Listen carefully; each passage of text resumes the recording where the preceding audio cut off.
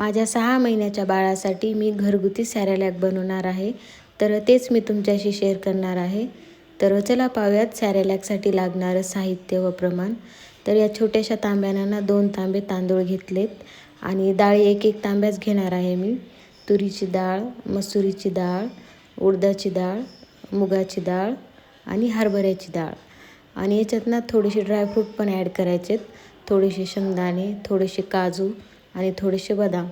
तर एवढं साहित्य लागणार आहे. तर अगोदर ह्या डाळी स्वच्छ धुवून घ्यायच्या 4 ते 5 पाण्याने. पूर्ण घाण पाणी निघेपर्यंत धुवून घ्यायच्या आणि 1 दिवस उन्हाला वाळत घालायच्या. आणि मग दुसऱ्या दिवशी हलकंसं हे गरम करून घ्यायचे ड्रायफ्रूट आणि डाळी पण गरम करून घ्यायच्या आणि मिक्सरच्या भांड्यातून छान असं बारीक काढून घ्यायचं आणि चाळणीनं त्याला चाळून मस्त एका डब्यात भरून ठेवायचं. जर तुमच्या घरी पण लहान बाळ असेल तर तुम्ही पण नक्की ट्राय करा.